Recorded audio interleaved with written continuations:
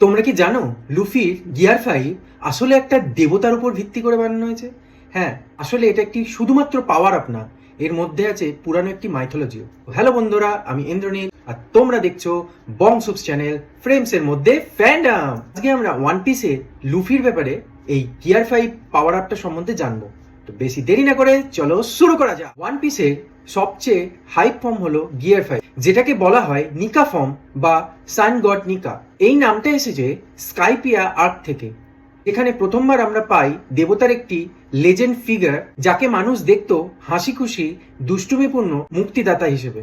এই সানগড নিকার ক্ষমতা ছিল মানুষকে মুক্তি দেয়া, হাসি খুশি ছড়ানো আর শৃঙ্খলা ভাঙা। এই মিথটা স্যান্ডিয়ান এবং স্কাইপিয়ান ইতিহাসে বারবার উঠে এসেছে।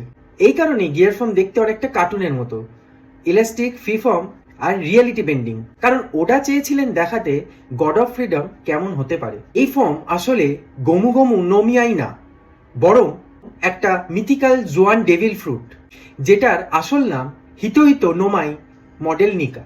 অর্থাৎ লুফির পাওয়ার কোনো সাধারণ রবার ফ্রুট না, বরং দেবতার এমব্রয়েডেড পাওয়ার। আর মজার বিষয় হলো গিয়ার 5-এ ঢুকলে লুফির হাসি, ড্রামবিট হার্ট আর বডির কার্টুনিস এফেক্ট সবকিছুই ম্যাচ করে সানগড নিকা লেজেন্ডের সাথে।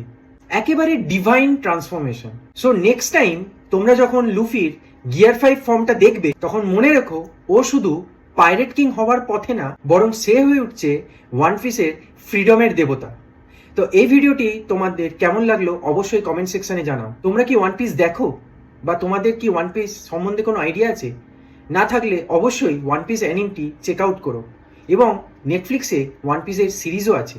এই ভিডিওটি ভালো লাগলে তোমরা অবশ্যই চ্যানেলটিকে সাবস্ক্রাইব করো। আশা করি তোমরা বংসুপসের পাশে থাকবে।